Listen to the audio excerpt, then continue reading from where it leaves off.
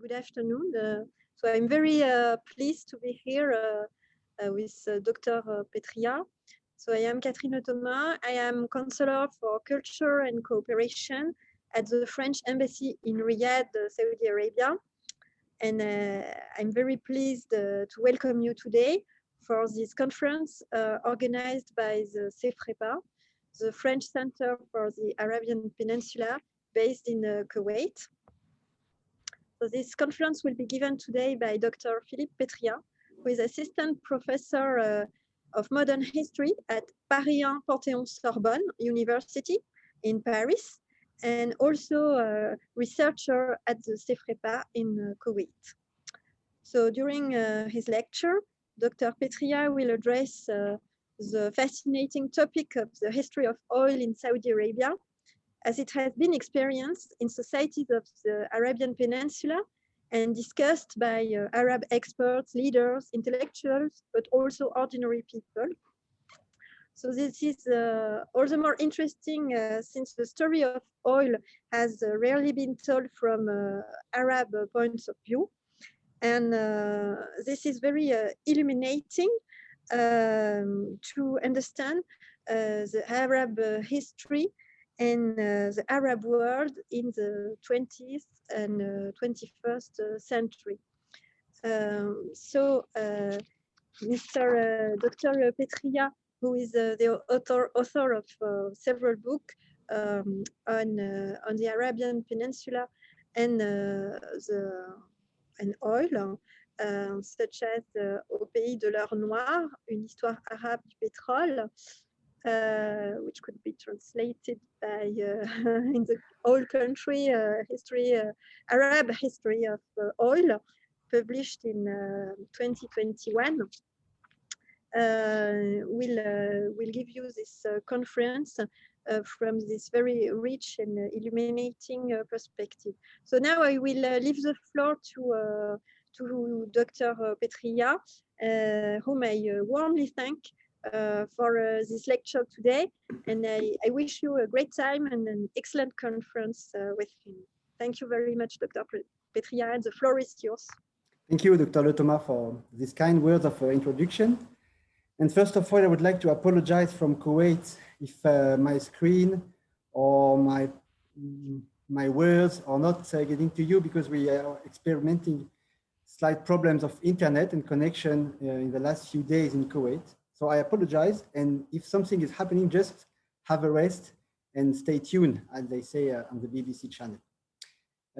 As you mentioned in the introduction, the lecture I would like to deliver today is an original idea from my book, but I won't do the same thing today. I mean, I will not give you a survey of my book today. I would just like to process the other way around and to go back into time, departing from the contemporary situation in Saudi Arabia and going back up to the beginnings of oil into the Kingdom of Saudi Arabia. And by doing this, I wish to rely mainly on Arabic sources, which was my main challenge while I was writing the book, with the help of many colleagues. And I see some of them who are attending today. I gave them my warmest thanks for their help. And so this is just to give you an idea. Of course, we are going to focusing today on the Kingdom of Saudi Arabia. I'm trying to share my screen with you. And again, if we are experiencing some problems of connection, please don't leave and just wait for a couple of minutes before we get it back. Okay, I would like to begin with a short and quite a recent video clip by a young Saudi poet from Jizan in the south of the Kingdom of Saudi Arabia, just to start my speech today. We're just gonna hear him and we give some translation after a while. Huh?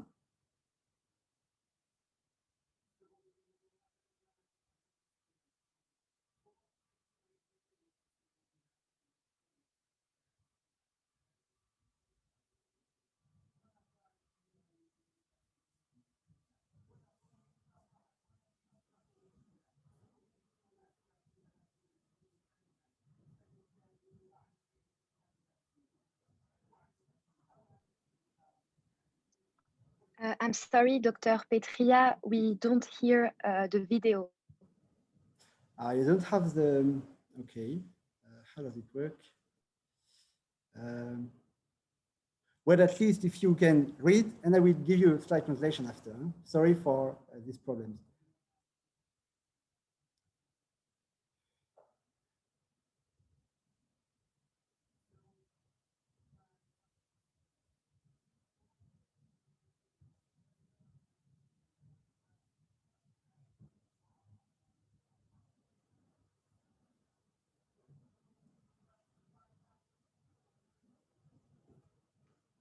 Well, Yahya Rayani, who is the poet you've just been seeing without listening to him, and again apologize, is a young Saudi poet from Jazan in the south of the Kingdom of Saudi Arabia. And he managed to get quite a wide number of followers on Twitter by writing fasih, which is classical Arabic poetry, on everyday topics and everyday concerns.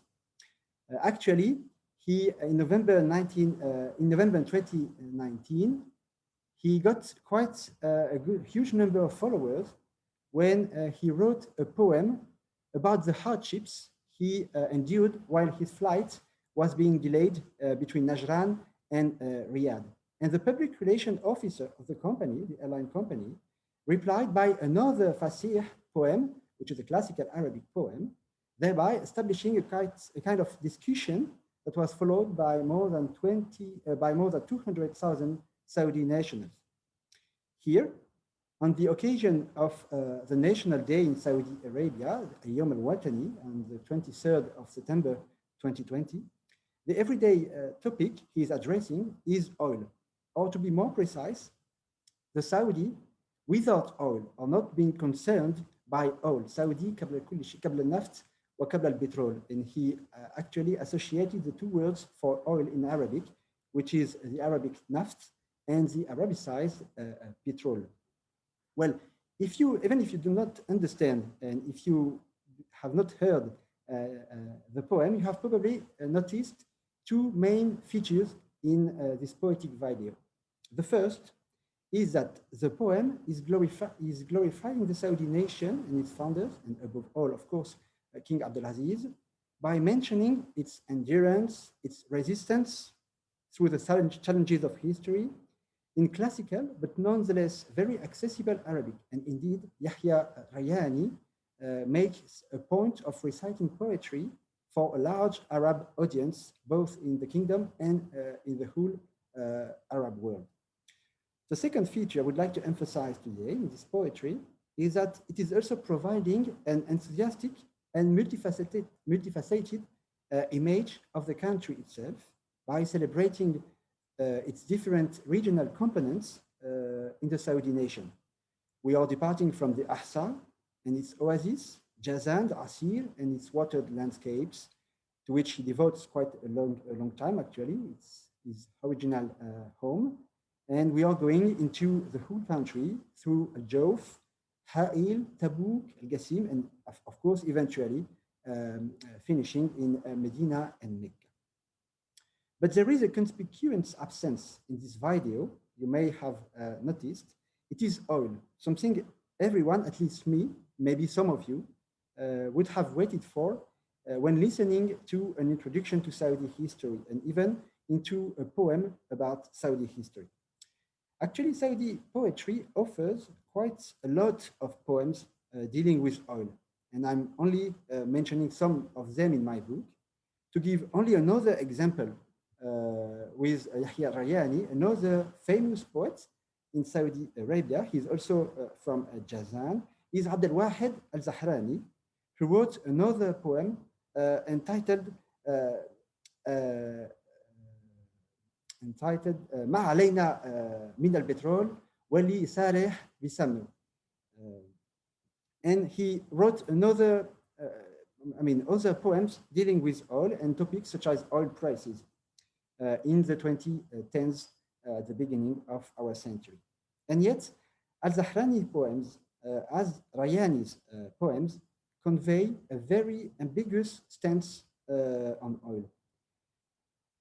I mean, oil as a basic element in both the economic and the social development of the country, but also oil as an engine in cultural alterations entailed by this very same development.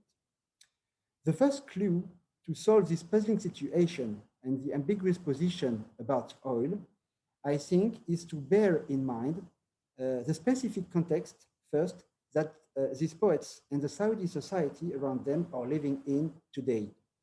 I mean a massive and urgent set of reforms to switch from an oil-based economy, and I argue an oil-based society, to a post-oil economy, which is, I argue again, which is not a non-oil economy, but a post-oil economy. You and me are probably most familiar with the impressive projects and set of reforms that have been incorporated and promoted by the Vision 2030 in the Kingdom of Saudi Arabia to end what the Crown Prince Mohammed bin Salman called the country's addiction to oil. Something actually that Yahya Rayani and Abdel Wahid al-Zahrani, the two poets we have just seen, are making a contribution to with their own poetry. I think that the challenges of oil in the Arab countries, and most specifically in the Kingdom of Saudi Arabia, were actually quickly identified once the industrial production was launched in the wake of World War II. As soon as well as the Arab experts of oil emphasized both the economic and the social dimensions of such challenges in the 50s and the 60s of the 20th century. The second thing I would like to emphasize today is that these changes have for a long time entailed successive redesigning of this country's national identity and a redesigning of their position in the Arab world. Since the oil countershock in the 1980s, oil has never recovered this exciting power of attraction and the reliability it once had in the developing and oil-producing Arab oil countries. Prices remain highly volatile since the early 21st century, even in a country whose own national company, the giant Saudi Aramco, had the lowest cost of extraction in the world. As the late King Abdullah once said during a GCC summit in 1998, and I'm quoting him, "The days of plenty are gone and they will never come back. We," by which he meant the Arab oil-producing countries, "we must get accustomed to a new way of life that does not depend only on the state." I would say that the late Ahmed Zaki Yamani, who you are probably seeing on the screen, if the connection is still good between Kuwait and you. So the late Ahmed Zaki Yamani himself wrote at the beginning of the 21st century, in 2000 exactly, "In 30 years, I'm quoting him again, there will be a huge amount of oil, but no buyers. In 30 years, there will be no problem with oil. Oil will be left in the soil," before completing his sentence with a very famous dicton, which says that the stone age did not end because we ran out of stones, and the oil age will not end because we ran out of oil. You may know that Ahmed Zaki Yamani, or Sheikh Yamani, as we used to call him in the 70s and the 80s of the past century, was precisely the Saudi Minister of Oil in office from the early days of what is known in Saudi Arabia as the Tafra, which means the boom or the accelerating development of the country as oil prices were soaring, until the early days of the Azma, the crisis, or what is also called in Arabic, Wafrat al-Naft, the overproduction of oil, or what we call in European or American countries, the oil countershock. As from 1982, oil prices quite suddenly stopped soaring, as they were since the aftermath of World War II and the beginning of industrial production in the Arab Gulf countries. And this crisis and the debates it steered on the role of the Kingdom of Saudi Arabia in regulating oil prices and oil production would eventually lead to Yamani's resignation from his office as Minister of Oil. This leads me to the second clue I would like to emphasize when envisioning this puzzling situation of oil and ambiguous position about oil in the Kingdom of Saudi Arabia. Oil is one of the most globalized products in the world, and it fuels our global economy again. And it links, finally, Arab oil-producing countries, such as Saudi Arabia, to Asian, European, and American consumers. And yet, quite paradoxically, the history of this connecting energy is not the same when envisioned from an Arab country and from Arabic sources as when it is envisioned from European or American sources. Even the most nationalist magazines were actually aware of this gap between the ways of envisioning oil. And they had quite a deep sense of humor. You might see an example of this in the magazine, very famous magazine, Naft al-Arab, who was reproducing a cartoon from the Libyan Al-Fajr al-Jadid, showing what the Arab could experience when being the Tafra. Al-Arab yastabdilun baramil al-naft bi baramil al-bira. So Arab are exchanging their barrels of oil for barrels of beer in a pub of London in this country. On this country. What has been actually experienced as the oil crisis in 1973 in the European and American countries was, as seen from an Arab point of view or from Arabic sources, only a continuation, but accelerated, of a process initiated by the governments of Arab oil-producing countries and Arab experts in order to retrieve their share of oil benefits and of oil prices, which were soaring, as I said, since World War II. Officials like Ahmed Zaki Yamani and his predecessor, Abdallah al-Tariki, like all of their Arab counterparts, indeed, rejected the expression of oil crisis, azmat al-naft.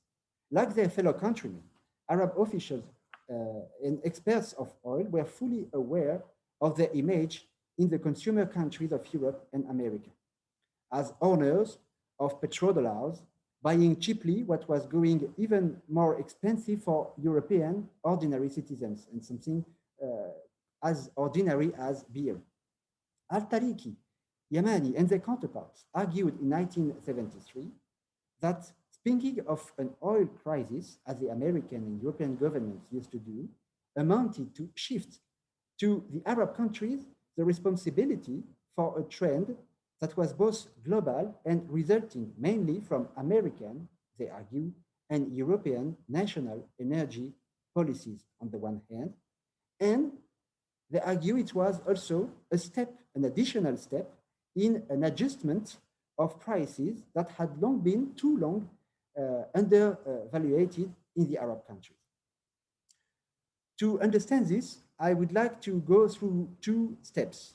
The first is a short history of oil in the Kingdom of Saudi Arabia from Abdallah al-Tariki to Ahmed Zaki Yamani, which won't be a geopolitics of oil. It's only a history or a try, an essay of history as seen through Arabic sources again. In the early 50s, Ahmed Zaki Yamani, who was born in 1930, was still studying law at King Fahd University in Cairo, and he would come back to the Kingdom of Saudi Arabia in 1956 with an MA of law from New York University and from Harvard. He then held a position at the Ministry of Finance. As for Abdallah al-Tariki, who you're seeing on the screen, he was born quite earlier in 1918, and he was in the 50s already a senior official in the same ministry, the Ministry of Finance. He was the director of the office tasked with supervising the oil companies in the kingdom. He also had an MA like Ahmed Zaki Yamani, but his MA was in geology, and it was not from New York University nor from Harvard, but it was from Texas University. And he enjoyed, after a while, a full-year training at the Texaco in Texas and in California, which was very important because the Texaco was one of the shareholders of the Saudi Aramco. This, of course, provided Abdallah Tariki with a very good understanding of American oil companies working in the Kingdom of Saudi Arabia. Tariqi and Yamani, I argue, personify two successive founding generations of what I call the Arab community of oil, because their career coincided with the development of the oil industry as a driving force for the Kingdom of Saudi Arabia, its economy, its society, and also its diplomacy. Also, the discoveries in the Gulf countries and the granting of concessions by the Arab rulers were largely predating the World War II. The World War II brought oil development to a halt because American and British engineers and scientists were recalled to their countries for the war. So in the early 50s, again, when Tariqi and Yamani came back and worked in Saudi Arabia, oil was only at its beginning. Tariqi, as well, was born in a family of caravan traders from Al-Zulfi in the region of Najd, when oil was still unsuspected in the kingdom. Although in 1918, when he was born, there had been some discoveries that already proved the presence of oil in Iran, Iraq, and Kuwait, but still not in the Kingdom of Saudi Arabia. Tariqi also quickly sympathized with Arab nationalists when he came back to the kingdom. He became a famous geologist and a technocrat, of course, and he managed to challenge the American-led Aramco to get a growing share of the company benefits. He actually was the one who implemented in the kingdom the principle of the 50-50 in 1950. And he would, of course, make his successes widely known in the press. He also would surround himself with a group of promising young Saudis, the most famous being Hisham Nasser, the next Ministry of Petroleum between 1986 and 1995. And these Saudi nationals surrounded Abdallah al-Tariqi were the first Saudi nationals sharing responsibilities in the board of the Aramco, in the Ministry of Petroleum, and etc., with American, British, and other foreigners on an equal footing, which was really new at that time in the Kingdom of Saudi Arabia. In 1957, Abdallah Tariqi managed to come to an agreement with the Japan Petroleum Trading Company to exploit petroleum in the Kuwaiti Saudi neutral zone. It was quite new and it was a success because both states, Kuwait and Saudi Arabia, were shareholders of the joint venture and entitled to get up to 80% of the net profits in the neutral zone. The company as well undertook to have a minimum of 30% of its workforce being composed of Saudi citizens. It also undertook to build a local refinery, and the echo of the deal, the success, was not only a result of Tariqi's communication skills when it came to highlight his successes as Director for Petroleum and Mineral Affairs, and then as the first Saudi Minister of Petroleum and Mineral Resources between 1960 and 1962. It was a very new kind of deal between an oil company and an Arab governance in an oil-producing country. In the 50s, again, not only were the oil companies exploiting petroleum and later gas in the Arab countries, mainly foreign-owned companies, such as the Aramco, but they were also taking the biggest benefits and the biggest share of the benefits of oil production by fixing quite unilaterally the prices for the crude and keeping taxes at their lowest level through different kinds of financial systems. They were also refining and commercializing, which mean actually making added value, through their parent companies outside of the Arab countries. In the 50s, lastly, the national workers, such as the Saudi citizens, were still employed in the lower positions of the company. And until the 60s, they worked in very hard conditions as compared to the Western and foreign employees. They were usually housed in separate and distinct compounds. You may see a picture of it, two pictures of it on the screen if you're still following us. They worked in very hard conditions. They lived in separate and distinct compounds, as I said, and the major workers' strikes occurred in the Kingdom of Saudi Arabia as elsewhere in the Gulf and northern Iraq, whereby workers who actually begged for better salaries, transportation to the fields and for better conditions of housing and working. So the taking control over their resources, the gathering and arranging of an Arab community of interest around oil, and developing industrial facilities in order to foster a regional and sustainable economic development was, as aptly put by the Lebanese experts on oil affairs, Nicolas Sarkis, in 1968, a way to transforming the oil industry that was once a divisive instrument used by Western countries to appropriate Arab resources such as oil. So a way of transforming it into an instrument of unification. I think that three main changes occurred that fostered Arab empowerment over oil in the Arab countries and mostly in the Kingdom of Saudi Arabia. The first change that occurred between the 50s and the 70s of the 20th century was that the production of Arab countries grew and conferred, of course, a growing influence to Arab officials when it came to discussing oil affairs and specifically oil prices and the levels of oil production. The Arab countries were together producing less than 4% of world total oil production in 1946.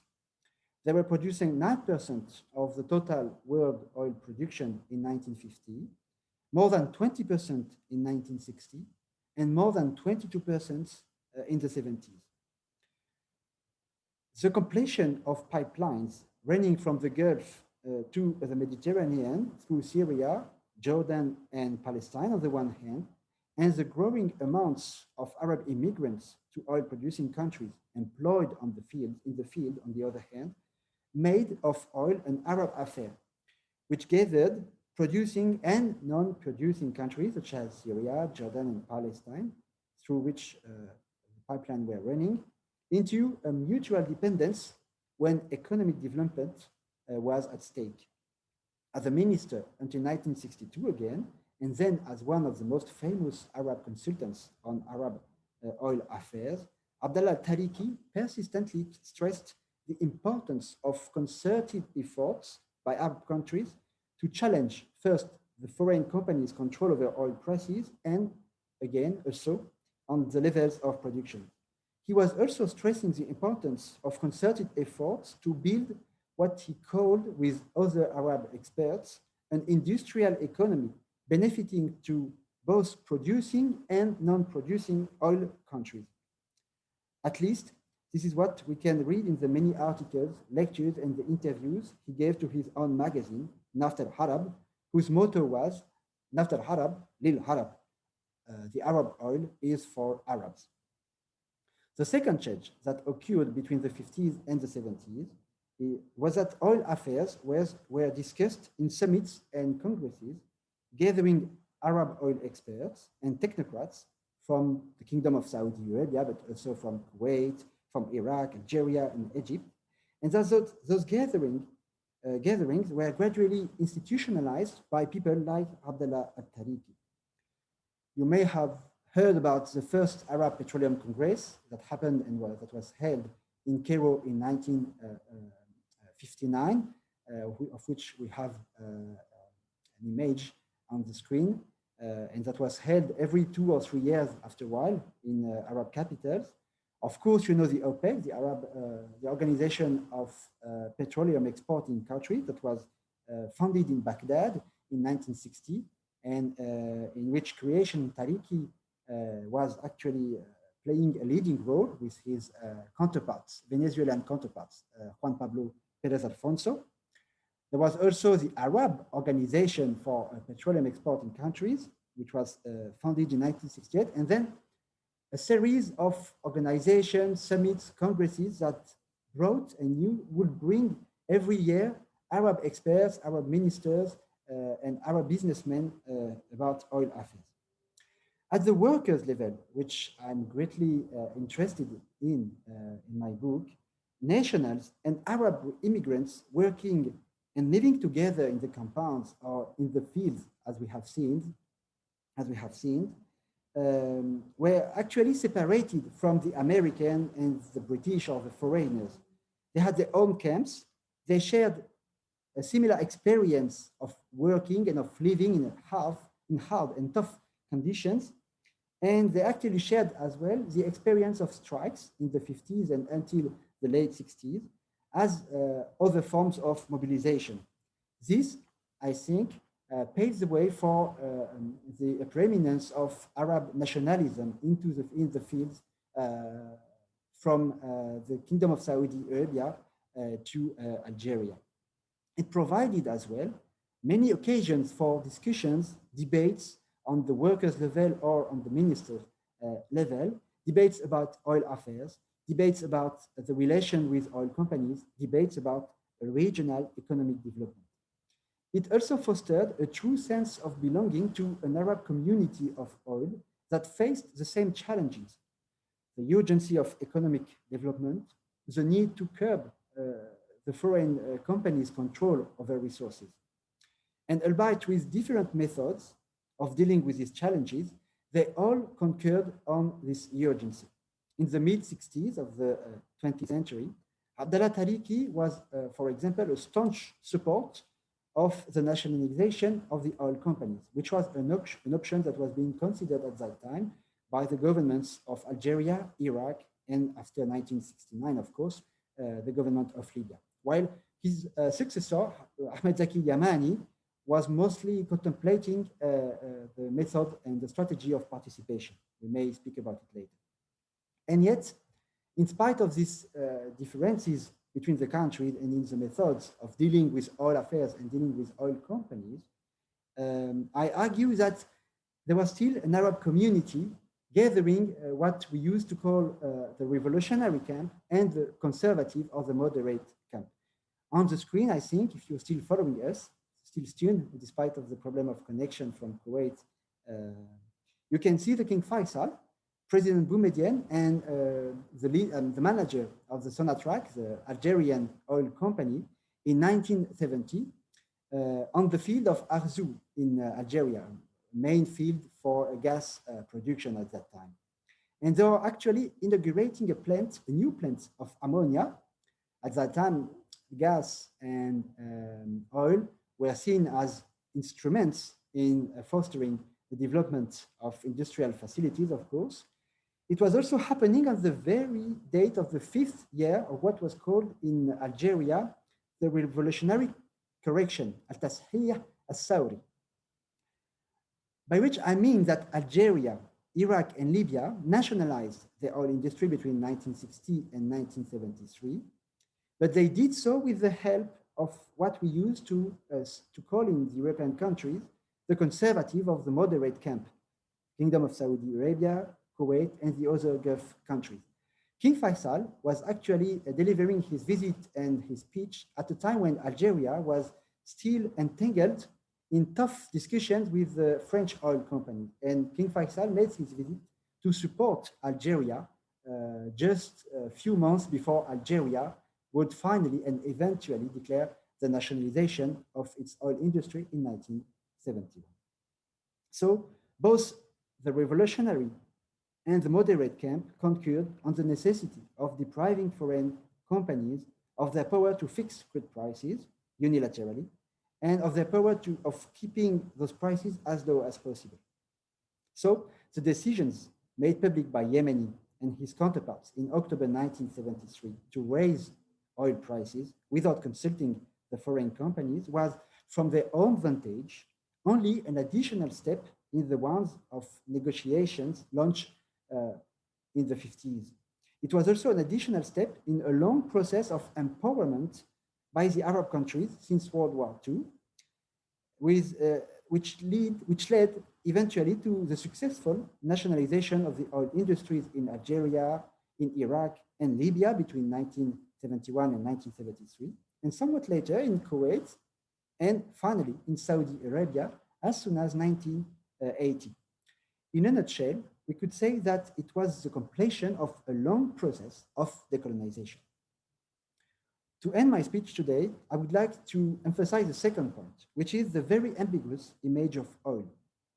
In 1978, to bring back Abdallah Tariki in the story, Tariki echoed the concerns of many of his colleagues and ministers in position when, in an interview he gave to his own Naft al-Arab, he warned the readers that the benediction of oil, Nirmat al-Naft, was on the verge of transforming itself into a punishment, nikma, thereby rephrasing a very old Arabic play upon words, al-Nihma versus al-Nikma. He also warned his reader that the independence oil should have brought to the Arab societies was actually worsening their dependency at tawakkul. Tariki and many others were not satisfied by the development they saw in the Arab countries, and that only accelerated after 1973 as the prices were soaring. What could easily saw in the Kingdom of Saudi Arabia in a matter of one generation, that infrastructures were built, schools, and the first universities were inaugurated, electricity and water was brought to nearly every house in the country, but yet the era of the Tafra, the boom, was, according to many oil experts, as soon as the late 70s, deceptive. It had accustomed their fellow countrymen to behave as consumers, to rely on easily won revenues from oil and on the import of foreign products, to depend finally on the state, as King Abdullah would put it 20 years later, instead of diversifying their manufacturing sector and increasing the added value of oil and gas products. I think that no account of this ambiguity is more critical than Abdel Rahman Munif's novel and trilogy, The Cities of Salt, Wudun al-Mirh. The Saudi author, Munif, began the writing of this massive, fascinating, and poignant novel in the early 80s, as oil prices had already stopped increasing. The novel, which was first designed as a trilogy and then expanded into a pentalogy, 5 volumes, is all about the transformation of an oasis and a whole country by the extraction of oil and the development of the oil industry. It makes clear how critical an Arab author from Saudi Arabia could be when envisioning, in retrospect, of course, which I mean that the cotton shock happened in the 80s and the first volumes of Mudun al-Hamil were published in the early 80s. So when envisioning the development of the 60s and the 70s. Which lead me to finish this speak with saying that between 1980 and 1987, the total revenues of the members of the Organization of Arab Petroleum Exporting Countries fell from $200 billion to less than $57 billion in 1987, in less than 7 years. This was a crisis that hit the Kingdom of Saudi Arabia very severely, as the country had to assume its responsibility as a swing producer and drastically had to reduce its daily production. For the first time in their oil history, a history that nearly changed everything in the Arab country, the budgets went into deficit as from the mid-1980s. The governments had to enforce austerity plans as they had to do in the crisis of the 30s, so more than 2 generations before. They had to cut into the expenditures for major projects of infrastructure. They had to draw upon the reserves and the foreign assets they had been accumulated since the 70s. And finally, they had to support Saudization and turn to the private sector, the non-oil sector, as the new promising growth engine. This is very important, I think, because most of the Arab rulers who are now the leaders of the Arab countries and most of the economic leaders in the giant oil companies, every company, have actually been raised, educated, and began their career during this crisis, which I think affected them to a large extent. As said by the Saudi businessman, Sulaiman bin Saleh al-Ulayan, to a New York Times reporter in 1987, I'm quoting him, quote, "There was an explosion of prices and an explosion of consumption. Now, in 1987, the era of frantic growth is gone. We are going down to normal growth. Survival will be for the fittest." Despite the hardships it entailed, what happened in the 80s amounted actually to a first normalization of oil use and the way Saudi and Arab citizens would envision it. I mean, as a commodity whose prices are fluctuating as every other commodity, a product that is no more reliable as a unique source of development and power.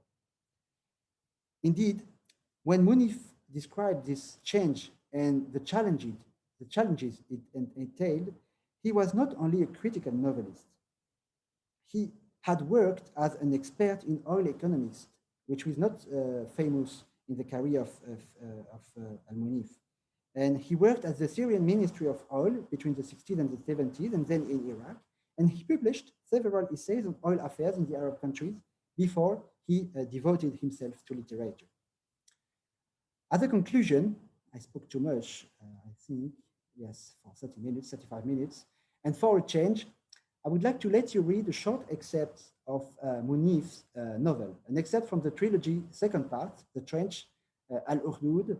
And I am confident that his word would actually be better than my own words to conclude my speech today. And most of all, to convey an Arab feeling about oil in the 80s that I think may remind us of contemporary similar feelings.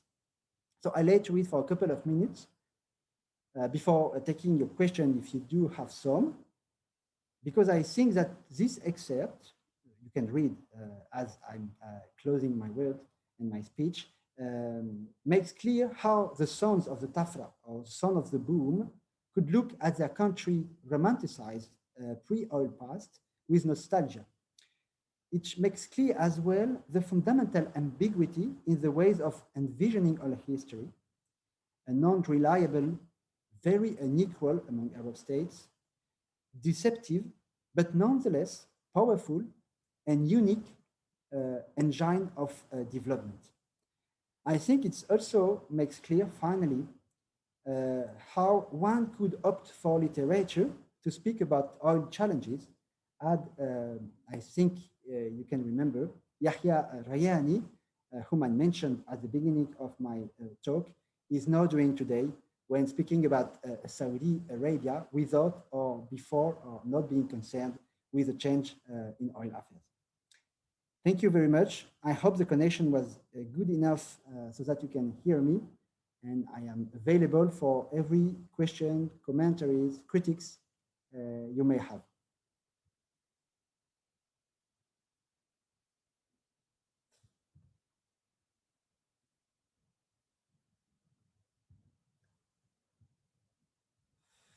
If you do have some question, you can ask them through Marwa or in the chat window so that I can give you, I can let you open your mic.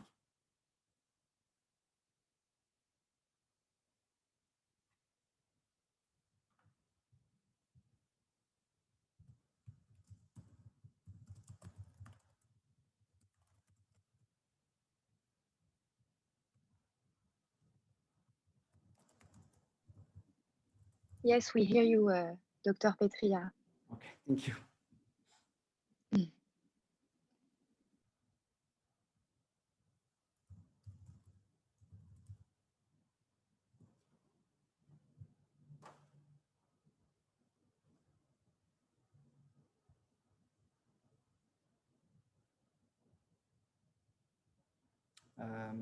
Well, maybe I'm going to take the questions. Marwa, do you see the questions in the chat window? Or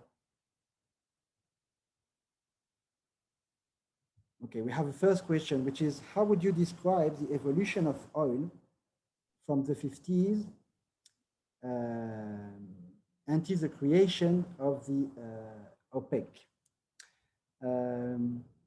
Well, I think you may have understood that my point is to say that it was a history of empowerment by the Arab countries over their own resources. So I would describe the prices as not only soaring, increasing in the 50s, at the time when they were very low, until what we call in European countries and American countries, the Arab oil prices crisis. So not only increasing, but actually prices with a share by the Arab country, which grew bigger as the time went. By which I mean that in the 50s, it was the first time when the principle of the 50-50 was implemented in the Arab countries. And the first country to implement this principle in its oil affairs was the Kingdom of Saudi Arabia, followed soon by the state of Kuwait.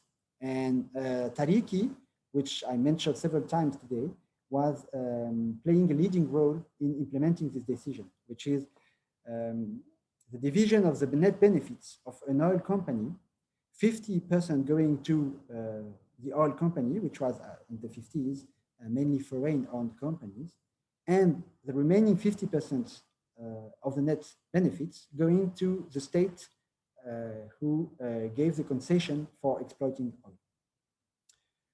As the negotiations were unfolding during the 60s and most of all at the beginning of the 70s, the main round of negotiations about oil prices happened in Tehran in 1971, then followed in Libya and Iraq, who were playing their own parts in this negotiation, actually gave the power to the Arab countries of reclaiming to more than 50% of the net benefits in the oil net benefits made by the oil companies.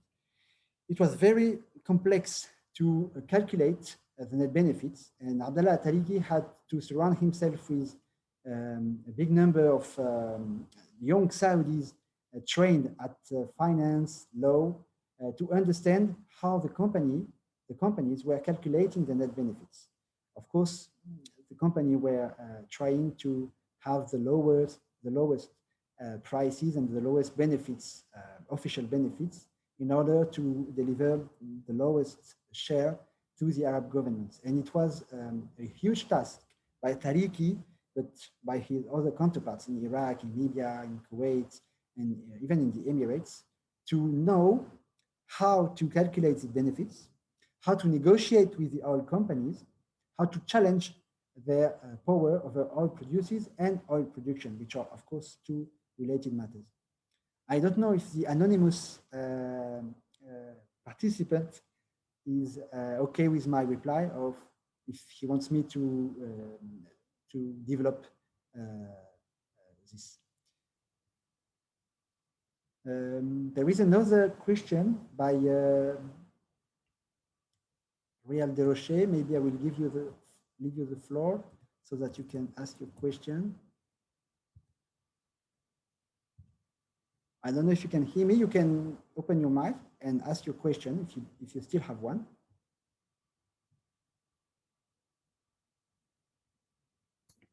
Yes, this is Real de Rocher. I would like to understand what is your motivation? What was your the reason to do that research? It's a very important topic. Why did you endeavor to do that? Thank you for this question. I was not expecting. Well, the original idea stemmed from discussions with colleagues from here in Kuwait, where I am, and Saudi Arabia, that this history of oil has been mainly envisioned through a geopolitical point of view and through European or American sources, by which I mean newspapers, diplomatic documents, interviews by governments, officials, and things like that. And once I just tried to see it through, I began with Arabic newspapers. It just happened to me that the story of, for example, the 1973 was completely different. Why, for example, the Saudi leader Ahmed Zaki Yamani refused to call what was happening in 1973 an oil crisis? Why did he refuse to take the responsibility that the European and American governments were trying to switch to him? And this supported my interest into delving more deep into this history until the beginning of the 20th century. And I actually discovered that we have many Arabic sources, with the help of my colleagues, of course, that give us a completely different way of envisioning the history of oil once we rely on Arabic sources. So it's just a way of challenging the history of oil as we know it, and of giving a share to not only the Arab leaders, but because we have some sources that allow us to do so, to Arab workers, and so to make them a kind of room in the story.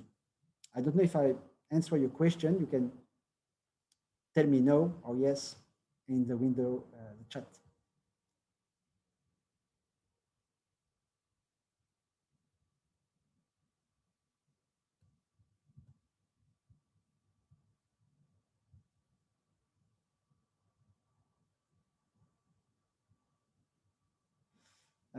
There is another question, I think, but I'm sorry for not seeing everything. So please use the hand or window chat if you want to make commentaries, critics. I would be happy to hear. So I'm seeing a question from, I don't know who, I apologize for not giving the name. Perhaps out of the scope of today's subject, but with your extensive research in the matter, in a world where developed nations strive for sustainable and independent energy sources, how do you envision the post-oil society in the Arab world?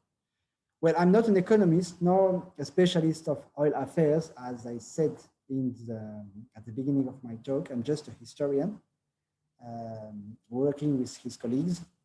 But I would first argue that the post-oil society is not a non-oil society, and that first of all, the Arab oil-producing countries will have to rely on oil and gas for a long period of time ahead of us in order to develop other sectors of energy.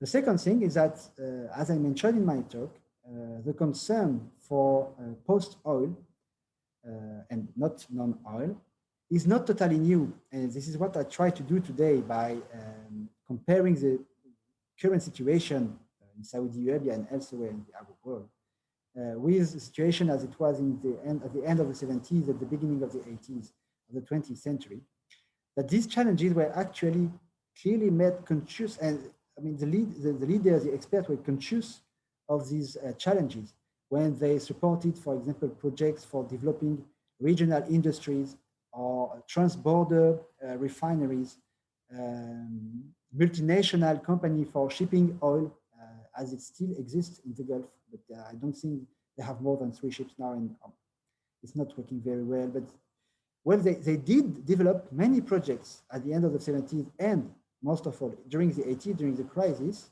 to switch from a completely oil-dependent economy to what is not an only oil-dependent economy and society. But what, thirdly, and I will conclude with this, is striking and amazing today is that the leading oil company is in the Arab countries. And the example today of the Kingdom of Saudi Arabia is quite explicit about this, are actually managing and doing big efforts to develop their energy industry, which means that they have planned to develop other sources of energy through oil and through the reliance on gas and oil, but what we could say clean energy, the green hydrogen, for example, in the Kingdom of Saudi Arabia. But Saudi Aramco is also investing in Morocco in the development of wind energy and solar energy. Morocco is also an example for all the other Arab countries because it's quite in advance for the development of sun energy with its solar centrals and solar industry. And we can see many engineers, scientists from the Gulf going to Morocco to develop and to see how it's developing in Morocco and bringing back this experience and this knowledge and investing in Morocco to bring back this knowledge, which I would say is a kind of reconstituting this Arab community of oil, not only now in the 21st century on oil only, but on the energy. And I think that the Gulf countries are actually playing a leading role in the development of this global and Arab, very Arab industry of energy.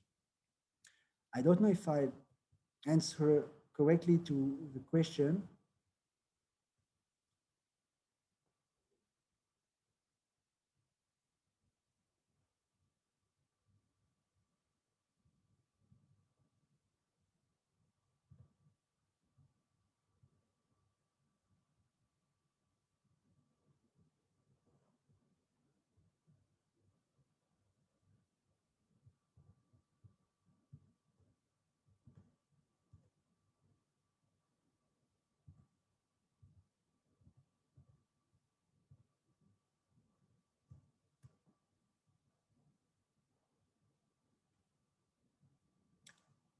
Marwa, can you just confirm that I'm still connected or?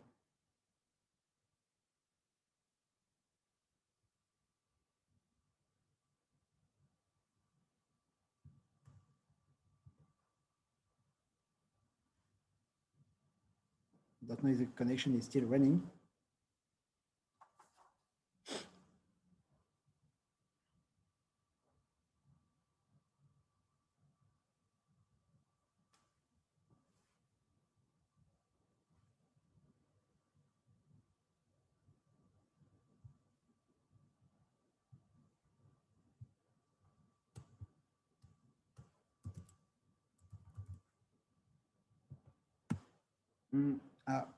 I think we have a question by Laurent Bonnefoy. Laurent, I don't know if you can speak. I'm actually terrified by this. Hello, yes. Sorry for this very low connection. Yeah. Can you hear me? Yeah. Okay, so this is Laurent Bonnefoy. I'm a researcher at CEFREPA also. I wanted to know if in the different sources that you saw, did you see concern for environmental issues emerge early on, or would you state that they are recent, especially when it comes to either pollution or also matters linked to health? Is this something that that you saw in the sources? Thank you. Yeah, thank you for this actually very important question. Yeah, actually, environmental concerns and environmental issues arose as soon as 1990, when the Gulf War led to a massive pollution in the Gulf Sea. And when we saw the first projects to develop environmental projects for protecting the nature and the oceans.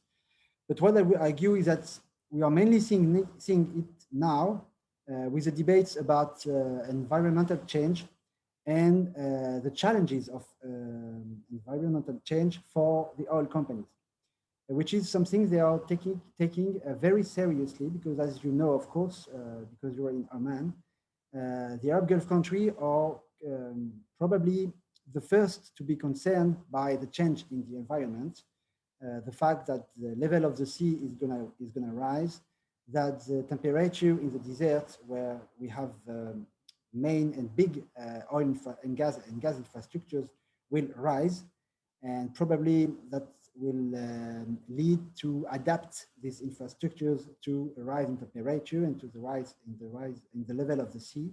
So it's a challenge that the companies are taking very seriously now, and they all have a department related to that stuff. As for the civil society, public opinion, it's something very interesting that we can see during the demonstrations in the south of Iraq 2 years ago and 1 year ago, and also in Algeria, which again makes it quite wide as a debate, when demonstrators were actually protesting against in the south of Algeria, around the fields, the gas and oil fields, not only about the lack of investment by the central government in the region, but also against the projects to implement schist oil infrastructure, which of course uses a technique which is not good at all for the environment, breaking the rocks in the soil. And they demonstrated quite heavily against the project, which is, at least as far as I know, has been cancelled since 1 year. So yeah, oil and gas are also rising big environmental issues. And the thing which is interesting to me, for me, is that these issues are shared by the leaders or businessmen or managers, the experts, the elite, and the civil society, which shows that she is very conscious and deeply conscious of what oil and gas entail for not only the economic development, but also the whole social development of the region and the country.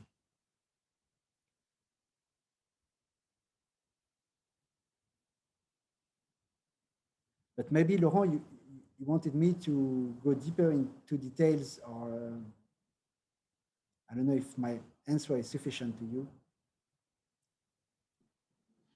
I was, if I may, yeah, I was thinking maybe of period prior to 1990, then that where you would have had, because this is also, you mentioned Abdelrahman Munif's novels, because this is also something which appears in the background as having a reaction by the people who claimed some entitlement to being close to the environment, close to nature through their own lifestyles, which has been changed. And I wanted to know just if there was some form of consciousness, either on the part of the authorities or the people, or the oral history that you might come across, where there was this this kind of a sense that through this exploitation of oil, people were also losing their environment and doing harm to nature. As far as I can guess, you're a familiar reader of Munif, who describes this here very well, with issue related to land, first of all, which was being transformed by the infrastructures and the oil and of course pollution, but also by speculation coming from the revenues of oil. And the second issue is water, which is why I develop a big part of my book about water before oil. As you may know, the oil industry needs oil to extract and to produce oil, because you need to inject water with deep pressure into the soil to extract oil. And so when the first Arab inhabitants saw geologists, engineers, scientists from the Aramco, at least as far as we can guess from, we don't have many sources, we only have retrospective testimonies, but as far as we can know, they saw them first as finders of water. And that's why they welcomed them at the beginning. And Munif give a very good, I think, remembrance of this at the beginning of the first part of Mudun al-Mirh in Wadi al-Uyun, when the inhabitants of Wadi al-Uyun, the Valley of Sources in English, saw the first geologist from the Aramco, who doesn't say the Aramco, but it's the Aramco, saw them coming into their oasis. And after a while, they saw that oil was being polluted. This was not a new issue. You're taking me far away in time, but in the book, I did not develop it today. I mentioned several occurrences in the Ottoman archives, so from the 1890s, where the inhabitants, not of Saudi Arabia, of course, but of Iraq, Kirkuk, and Mosul, were complaining to the Ottoman authorities about the contamination of their rivers, of their lands, and even back in the south, in Basra, of the Gulf Sea, by the pollution made by the first oil industries. Well, in Basra, it was not an Iraqi industry, it was because of the proximity to Abadan. And so they were complaining about it, complaining about the pollution of air and the atmosphere in the cities. And they even say to the Sultan, because they were complaining to the Sultan, of course, that they needed the medical visits to check this pollution and to confirm that they were not complaining about something which was not occurring actually. So yes, I think the conscience of environmental issues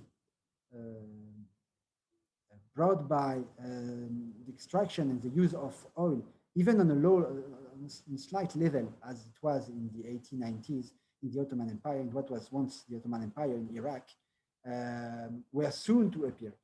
And actually, the main discussions after the Gulf War in 1990 reminded me of what I've been able to read in the Ottoman archives. So thank you for this beautiful historical question, Laura. Well, I think that if nobody has other question to ask, I would like to stick to the time since we are 1 hour now. And thank you for all the questions and commentaries, because I've seen some personal commentaries in the book, in the window chat. Thank you for listening to me. I hope we've been able to discover some things together. At least I've been able to go deeper into what I thought, thanks to your questions. And see you for the next lectures by the CEFREPA.